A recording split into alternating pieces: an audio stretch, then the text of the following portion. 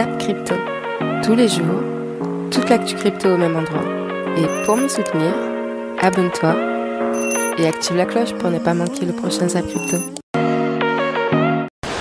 Bonsoir la cryptosphère. Bon alors j'ai attendu le dernier moment pour monter le zap du jour. Il y avait peu de vidéos et en même temps, c'est normal, c'est littéralement le calme plat. On a passé The Merge comme un nouvel an tout pété et c'est reparti pour des semaines d'attente. Donc notre Fear and Greed est à 22 qui vacille entre peur et extrême peur et le marketeur d'Orflow dans le neutral. Du coup, je n'ai pas encore le temps exact du zap, mais j'ai supposé qu'il serait assez court au vu des extraits sélectionnés. Alors je vous ai prévu un petit bonus en fin de vidéo. Il y aura Benoît Rousseau, CryptoSauce, Investir en crypto, La Bonne Entrée, Crypto Futur avec Alan, Monsieur Rabbit et CMA. Entre folie et cafouillage, nos intervenants crypto n'ont de cesse de nous divertir. Alors un grand merci à tous les créateurs et créatrices de contenu. On va pas se mentir, la cryptosphère serait bien ennuyeuse sans eux. Nous on se retrouve demain à 22h sur Twitch pour les tirages au sort. Passez une belle soirée, c'était Zap Crypto.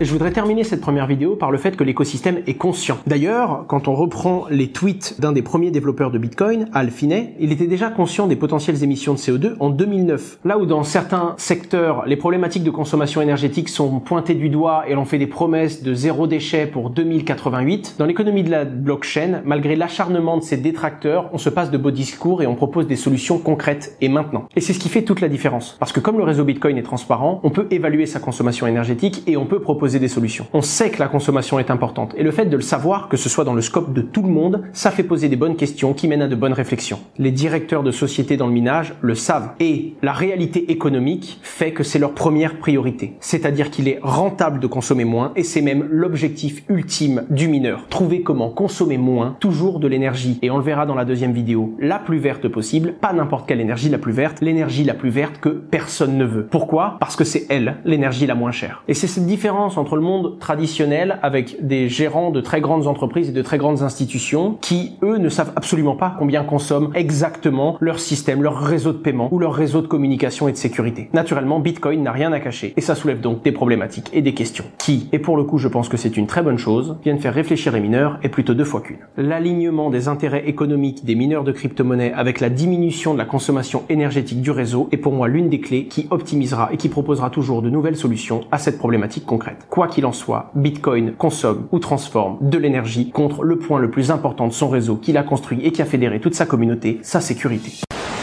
On débute les actualités du vendredi avec Google Cloud qui va participer au développement du Web3. En effet, l'hébergeur de Google s'associe à la BNB Chain de Binance pour, comme ils le disent, accélérer la croissance du Web3. Et concrètement, l'objectif ici est de mettre à disposition des fonctionnalités d'analyse de données qui seront utiles à l'écosystème de la BNB Chain qui comporte à l'heure actuelle environ 1300 applications. À savoir que Google Cloud a précisé que cet accord s'inscrivait dans leurs efforts pour répondre aux besoins de leurs clients en matière de développement, de transactions, de stockage de valeur et de déploiement de nouveaux produits sur des plateformes basées sur des blockchains. Donc alors que Google a récemment mis en place une équipe dédiée au Web3, on voit très clairement que Google s'engage dans le développement du futur de l'Internet.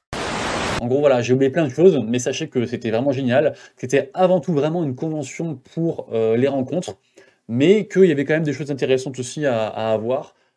Pour résumer, ce que j'en retire, c'est plein de rencontres, que du bonheur. J'ai vraiment qu'une hâte, c'est de retrouver un événement d'une pareille ampleur pour vous revoir les gens du Crypto Game FR qui étaient vraiment, qui m'ont même vraiment mis à l'aise, revoir les créateurs de projets, les gens qui veulent build en cette période-là. Voilà, sachez qu'on est toujours très early et que du coup, quand vous voyez ce genre de convention-là avec plein de gens, vous passez moins pour un fou, un illuminé à faire un truc dans son coin, en plus ça trade de chez soi, pour ma part, dans un truc qui concerne, je sais pas, genre 3% de la population qui sont actuellement dedans, enfin voilà. Et du coup, ça rassure aussi, c'est agréable, on rencontre des gens, on crée des liens, on échange, voilà. Donc vraiment très très content.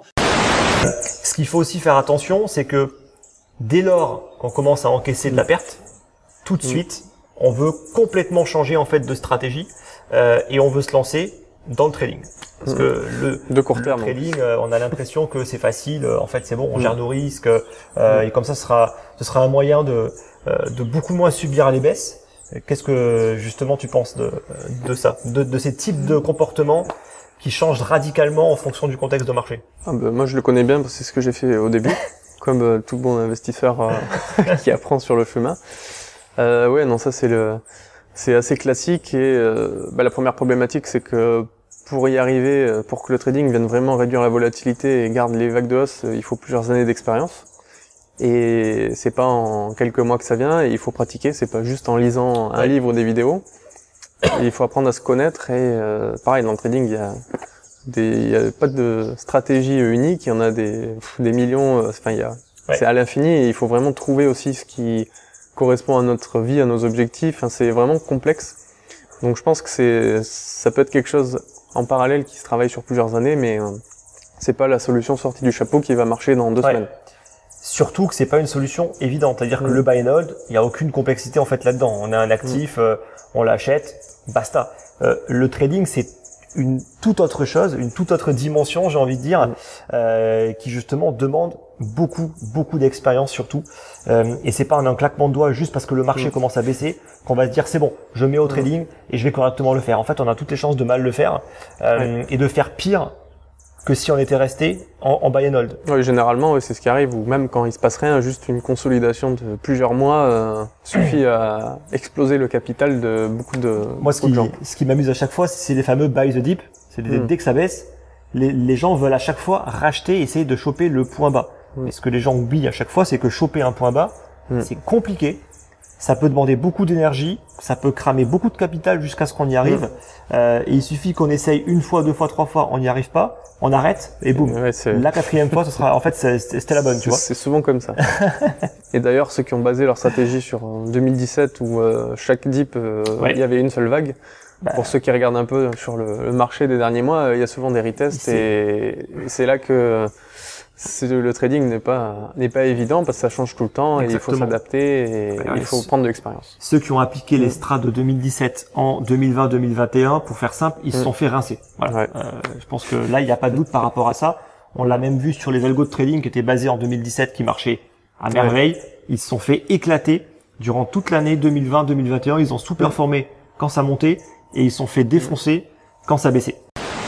Et là, Slimane qui nous dit pour finir que le quoi qu'il en coûte des banques centrales pour taper sur l'inflation s'est transformé en inflation incontrôlée, forte dévaluation de la monnaie, baisse des perspectives de croissance pour l'année à venir, des prix de l'énergie quand ils multiplient par 5. Alors il parle de la Banque Centrale Européenne, il parle chez nous, d'accord? La Russie nous rit au nez à présent et nous tient par les coucougnettes. Il n'a pas mis, mais voilà. Ça coûte cher, non? Eh oui, malheureusement, mon cher Slimane, ça coûte cher. Faudra remercier l'Europe, faudra remercier Bruxelles. C'est des champions du monde. Tu te dis, mais pourquoi l'Europe, elle existe?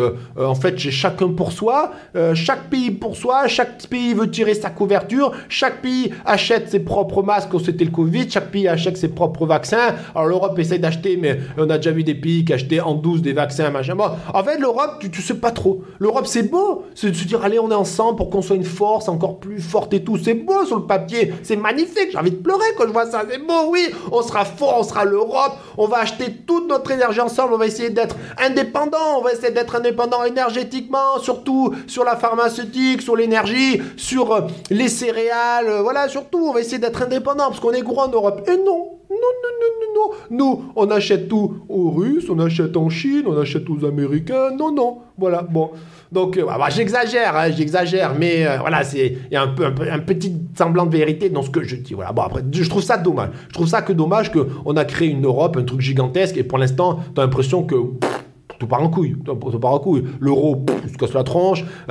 En Europe, moi, en bourse, j'ai des indices boursiers. En Europe, j'ai de l'américain, j'ai du boursier, j'ai du Europe, j'ai de la Chine aussi, j'ai un peu de tout. Voilà. En bourse, t'aimes bien diversifier différents secteurs sur différents continents, j'ai un peu de tout. Et quand je vois la bourse en Europe, les gens, ils dégagent. Ils vendent leur euro parce que l'euro, vu la tronche de l'Europe, l'euro, il te fait pas rêver. Ils vendent leur indice européen parce que ça fait pas rêver, parce que les indices technologiques, les indices pharmaceutiques, les indices je sais pas moi, des indices des matières les indices défensifs, tout ce qui est bouffe, tout ça, voilà, ça fait pas rêver. Moi, je prends parce que je me dis, bon, je vais prendre un peu d'Europe, mais ça fait pas rêver. Moi, j'aimerais que l'Europe se bouge un peu plus le nion, être un peu plus sérieux, être un peu plus strict avec les choses. Parce que t'as l'impression que c'est en mode, salut Robert, tu viens là, tu t'es venu aujourd'hui, ouais, on va voter des lois, on va voter quoi? Je sais pas, allez, on vote et après on va se boire un verre, ouais, on dirait que c'est ça, ça manque de rigueur. Voilà, après, c'est que mon opinion personnelle, hein, voilà. Bon, je pense que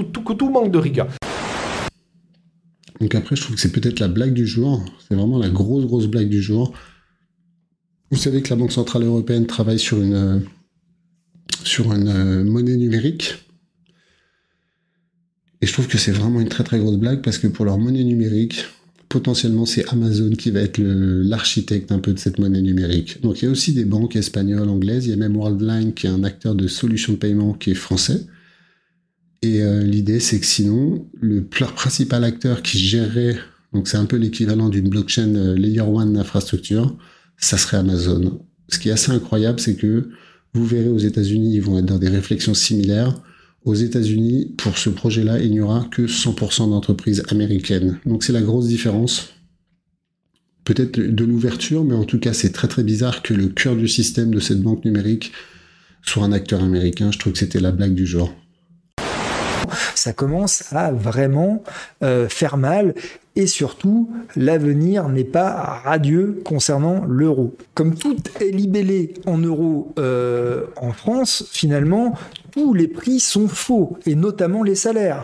Alors, votre salaire depuis 2008, si vous voulez, vous pouvez l'afficher en euros. Vous pouvez vous amuser à faire les calculs avec les taux de conversion année par année, votre salaire année par année, et vous verrez que peut-être que pour certains d'entre vous, il n'a pas augmenté ou même il aurait diminué, même pour certains dont le salaire n'a pas beaucoup augmenté sur ces dernières années. C'est possible.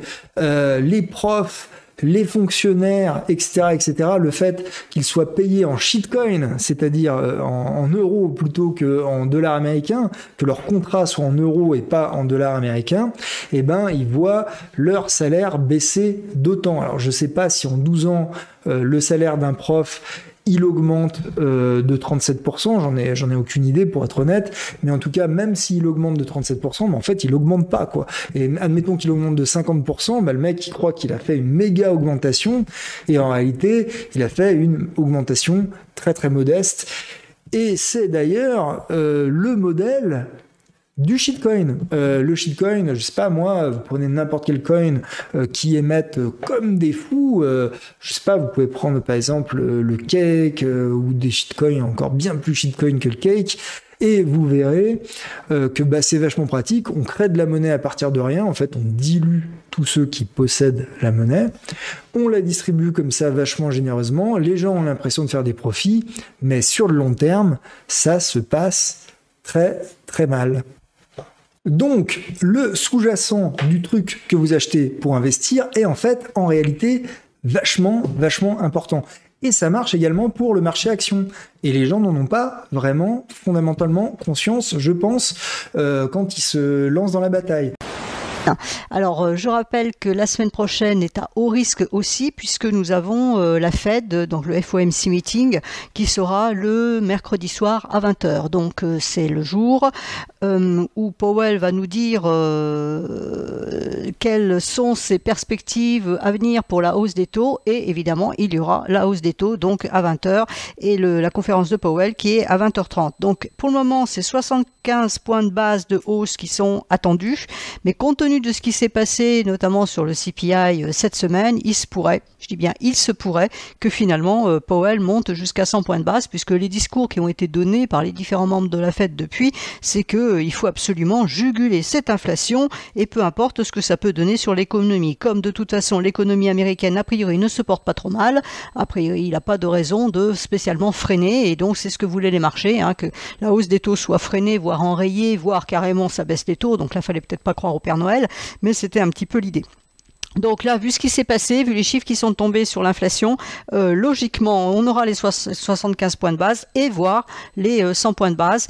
Donc là, il y aura deux solutions. Ou les marchés sont très contents parce que ça veut dire qu'on prend vraiment le problème à cœur et que on fait ce qu'il faut vraiment pour juguler cette inflation au plus vite. Et ils sont contents et ils montent. C'est pas vraiment mon scénario favori parce que ça veut dire aussi qu'on peut entraîner de l'inflation malgré la récession par contre, malgré tout, parce que pour le moment, l'économie américaine tient le coup, mais peut-être qu'avec encore des hausses de taux très fortes, elle va finir par fléchir. Hein. Donc, vouloir juguler l'inflation, c'est bien, mais il faut quand même pas mettre en péril la croissance. Donc, il y a quand même un danger. Les 75 points de base sont attendus. Donc, comme ils sont attendus, on va dire que ça ne sera pas une nouvelle.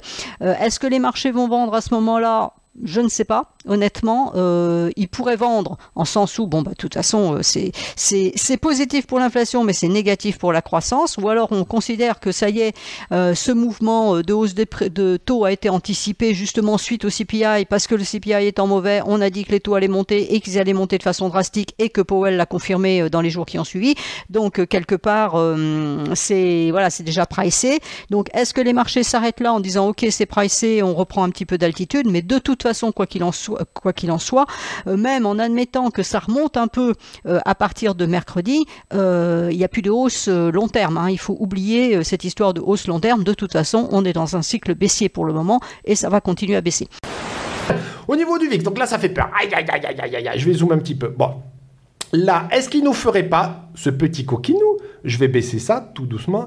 Voilà, ça, tu vois. Un truc comme ça. Un petit truc comme ça, où en fait, il a quitté le canal par le haut il y a quelques jours, il a retesté le canal hier, et là, bim, il est en train de s'envoler. Donc en gros, là, ici, je ne sais pas si tu le vois, je suis en train de te montrer qu'il y a la trendline comme ça, qu'il a quitté comme ça, qu'il la reteste, et là, il est en train de faire ça.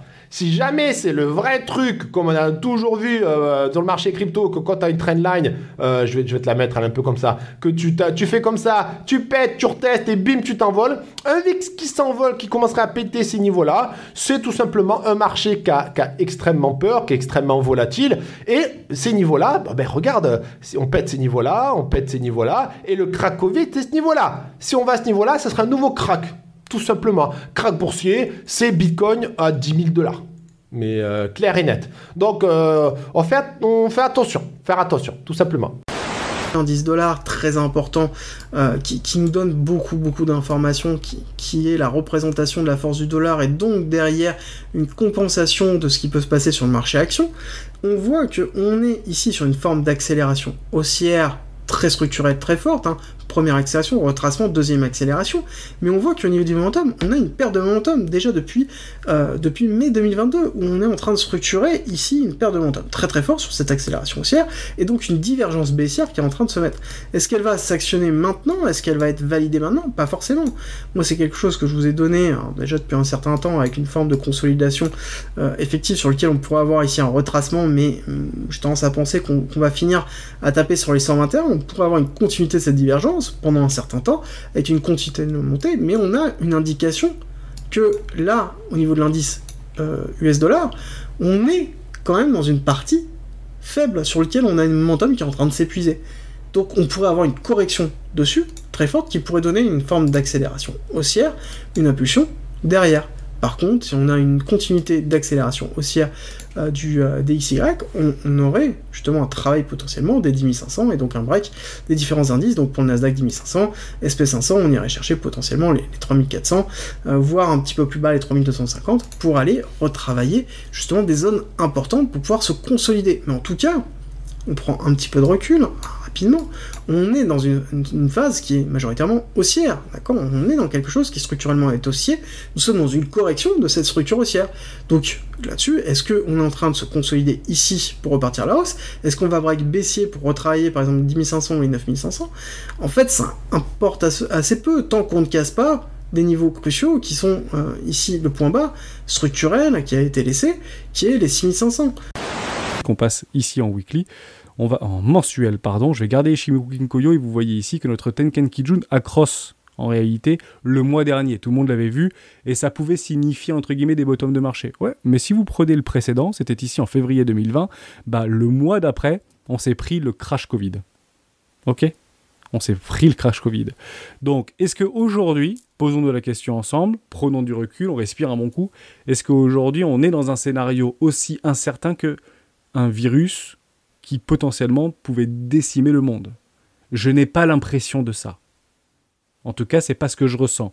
Ma situation émotionnelle d'aujourd'hui, malgré une expérience certaine, n'est pas du tout la même, ou en tout cas ce que j'entends sur les Discord ou ce que j'entends sur les réseaux sociaux. Alors beaucoup diront, ouais, mais ça veut dire qu'on est peut-être encore trop bullish et qu'il faut aller chercher un peu plus bas. Je ne dis pas complètement le contraire, peut-être qu'on ira chercher un peu plus bas. Mais si on reprend au niveau des fundings, notamment sur Ethereum, enfin pour le coup j'ai rarement vu ça, je passe en 1 heure, vous allez le voir comme moi, c'est délirant. Alors oui, il y a une vraie incidence par rapport aux spreads, etc. Je ne dis pas le contraire avec vous, mais on voit que les fundings sont extrêmement négatifs. Le jour où ça, il y a la direction qui est prise, et que la direction c'est le nord, accrochez vos ceintures et ne shortez pas le mouvement, parce que c'est un TGV qui partirait. Donc vous allez connecter votre portefeuille MetaMask à OpenSea, vous allez pouvoir créer votre profil, aller sur votre compte et commencer à le paramétrer. Donc vous pouvez écrire une phrase, vous pouvez mettre une bannière, une photo, donc ça évidemment c'est mon compte. Vous pouvez farfouiller un petit peu, regarder un petit peu comment ça se passe, créer votre profil et ensuite du coup vous allez pouvoir découvrir les NFT. La meilleure manière de découvrir les NFT, soit on clique sur Explore, mais du coup on tombe sur tout et n'importe quoi ici directement, soit on va essayer d'aller trier tout ça. Par exemple, on peut trier, on en a parlé tout à l'heure, par catégorie. Il y a de l'art, il y a des collectibles, il y a des noms de domaines, j'en ai pas parlé tout à l'heure, mais il y a aussi de la musique, de la photographie, du sport. Il y a énormément de choses. Donc on va se dire, ok, moi par exemple j'ai envie d'investir dans de l'art, parce que je trouve ça cool et je trouve ça plus sûr.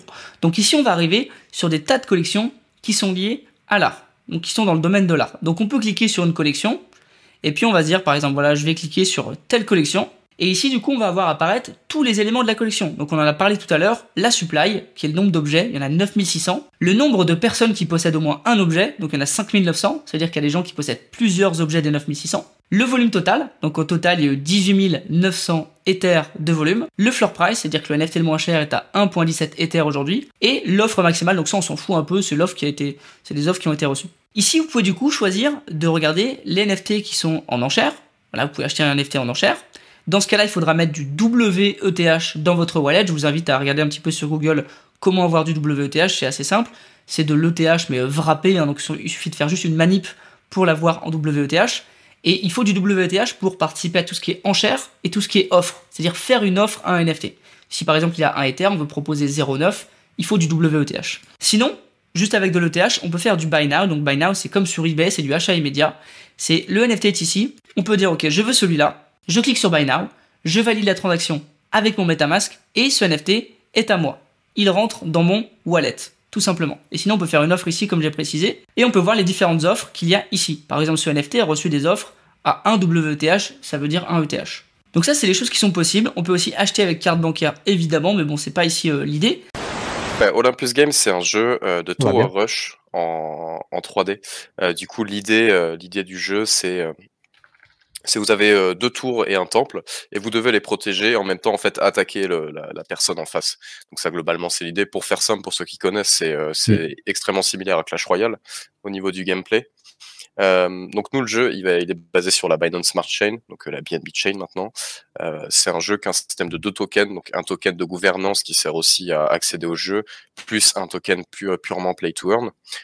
Donc c'est assez similaire à des jeux comme Titan Arena ou Axie Infinity sur la partie économique, même si le jeu en lui-même a pas les mêmes mécaniques exactement. Ensuite, donc comme vous voyez, il y a des personnages dans le jeu, et en fait ces personnages donc c'est des NFT qui peuvent être évolués ensuite par la personne, et en fait là donc l'évolution est gardée ensuite lors de la revente par exemple du NFT, et aussi qu'il y a différentes raretés, donc ils peuvent être normaux, en gold ou en diamant. Ben, voilà. Et l'idée donc c'est de gagner des tokens à chaque fois que vous gagnez une partie. Bon, il y a aussi d'autres moyens, par exemple quand vous level up aussi vous gagnez des tokens. Donc il y a un mix entre des tokens de Olympe G gagné et Olympe normal, donc qui sont les 2 tokens du jeu. Et après le système qu'on a fait du coup sur les gains de tokens par exemple, c'est que on a voulu favoriser ceux qui étaient les meilleurs au jeu. C'est-à-dire que plus vous allez jouer et être fort au jeu, plus vous allez gagner de tokens dans le jeu. News suivante, Ubisoft et les NFT, il est urgent d'attendre selon le patron du géant du gaming. Et effectivement, ils ont rétro-pédalé, parce que la commu a eu peur, ils voulaient faire un projet qui s'appelle Square, je sais plus quoi là, voilà, Ubisoft Quartz, et donc ils ont rétro-pédalé, ils ont dit non, mais en fait c'est juste un essai, on va pas vraiment dans le Web3, vous inquiétez pas, on va prendre notre temps, machin, on verra bien plus tard et tout. Ce qui est intéressant, c'est qu'en fait, pendant la Binance Blockchain Week, le premier jour, il y avait l'interview du CEO de Ubisoft, donc qui est quand même un événement, c'était quand même un événement crypto, et qui a dit oui, les NFT c'est trop bien et tout, bien entendu que ce sera dans notre ligne de mire plus tard et tout, enfin voilà. Donc il y a deux discours. Il y a le discours qu'ils veulent faire à l'interne. Moi, je suis convaincu qu'ils veulent aller sur le monde des NFT, du Web3, etc., de la blockchain. Et le discours officiel, c'est que les NFT, ça fait peur. Et souvent, du coup, maintenant, ils sont obligés de dire autre chose que le mot NFT. Donc, ils peuvent dire, voilà, on va faire des collectibles ou des biens digitaux, voilà. Mais c'est vrai que quand on utilise le terme NFT, les gens ont peur. Les puristes gamers ont peur. Alors que pourtant, dans 10-20 ans, en fait, ce sera la norme pour tout le monde. J'en suis personnellement convaincu. Là, j'en appelle au 5e degré de zénitude. 1, 2, 3. Aujourd'hui, au programme, on va bien sûr parler de la nouvelle renversante qui concerne OpenSea. Pardon, désolé. Parce que nouvelle renversante, bref. Ouais, ça fait que monter. Ah merde, on fait comment pour enlever? Putain, c'est quoi cet indicateur de merde là? On a un point bas, plus bas. Merde, c'est pas ça que je voulais dire, c'était un point bas plus bas que son suivant. Qui était ici, qui n'était pas, pardon, pas ici, mais qui était ici, pardon. En plus, je suis un putain de canard. Hein. Ah ouais, toi aussi. Le peu que je t'ai vu avec des déficits, t'es un canard. Oh, si, t'es un canard. Arrête. Oh là là. Arrête. Quoi. Oui, t'abuses. Moi, t'as le profil du canard. Mais moi aussi. Oui, mais moi aussi. À tout va. Et heureusement que le micro il est unidirectionnel, hein, qui prend que là le son, parce que vous auriez honte hein, si vos mères vous entendaient. Voilà. 1,7 Bitcoin, pari à la baisse ici, et on est monté. Et là, on a frôlé mon prix d'entrée à la baisse. La tige et mon prix d'entrée, c'est terrible. On l'a frôlé d'une bite asiatique. Et qu'est-ce qui s'est passé pendant la nuit? C'est parti. Ça, c'est toute liquidation des boules, gros levier, et qui vont se faire toucher par notre petit doigt de la mort. Mort, hein, 250 € le pavé Stream Deck. Hein. Ça vaut plus rien du tout. Tiens, c'est intéressant. Je vais l'ouvrir pour voir ce qu'il y a dedans. Bon, peut-être récupérer un petit peu d'or. On ne sait jamais s'il y a un millième de gramme. Ça pourra rembourser un peu le Stream Deck. Pas de vidéo demain parce que je dois aller à un mariage. Le mariage, c'est une chose magnifique qui te permet de payer plus d'impôts. Ce que je préfère, c'est le moment où on klaxonne dans la voiture. Voilà, c'est vraiment très important que le dernier des éboueurs soit au courant qu'on s'amuse dans la vie. On n'oublie pas les SDF qui demandent une pièce au rond-point. On les purifie par des fleurs et des pétales de rose, c'est magnifique. J'espère pour vous, si vous n'aimez pas regarder le Good Morning Training, vous êtes en train de le regarder en ce moment, posez-vous des questions sur votre sadomasochisme. Alors, ce zap t'a plu? Dis-moi en commentaire quelle est l'actu qui t'a le plus intéressé. Et si tu as manqué les actus d'hier, retrouve juste ici le Zap Crypto de la veille.